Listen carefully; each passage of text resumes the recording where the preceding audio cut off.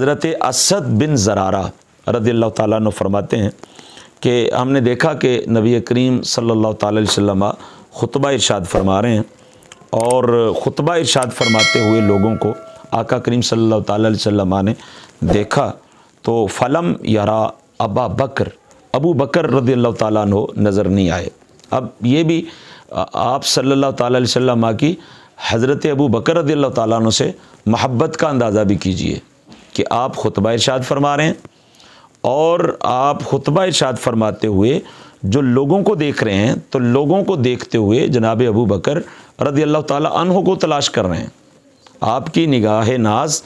اپنے یار غار حضرت ابو بکر صدیق رضی اللہ تعالیٰ عنہ کو ڈھونڈ رہی ہے، تلاش کر رہی ہے۔ فلم یارا ابا بکر، مگر حضرت ابو بکر نظر نہیں آئے۔ تو خطبہ جاری رہنا چاہیے تھا، خطاب جاری رہنا چاہیے تھا، عقل یہ کہتی ہے، مگر یہاں محبت کا معاملہ ہے تو سنیے۔ فقال رسول اللہ صلی اللہ تعالیٰ علیہ وسلم، میرے آقا صلی اللہ تعالیٰ علیہ وسلم نے اپنے خطاب کو روکا، اور کیا ہوا؟ فرمایا ابو بکر، ابو بکر۔ میرے آقا صلی اللہ تعالیٰ علیہ وسلم نے 2 مرتبہ اپنے خطاب کے تسلسل کو روک کر حضرت ابو بکر صدیق رضی اللہ تعالیٰ عنہ کا نام لیا۔ پھر ارشاد فرمایا ان روح القدس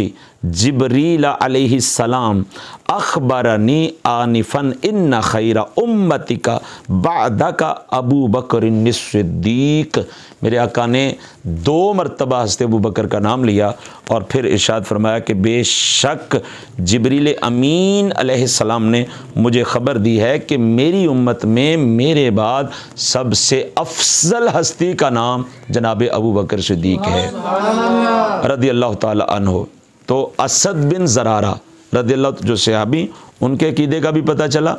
اور یہ بھی پتہ چلا کہ رسول اللہ صلی اللہ تعالیٰ علیہ وسلم نے یہ عقیدہ کہ افضل البشر بعد الانبیاء صدیق اکبر عتیق و اطہر رضی اللہ تعالیٰ عنہ ہیں، آپ نے یہ عقیدہ کسی کے کان میں نہیں بتایا، بلکہ یہ عقیدہ آپ صلی اللہ تعالیٰ علیہ وسلم نے خطبے کے دوران صحابہ کرام علیہم رضوان سے بیان فرمایا ہے۔ اور مزے کی بات یہ ہے کہ حضور خود ارشاد فرما دیں، اور میں وہ حدیثیں آپ سے بیان کروں گا۔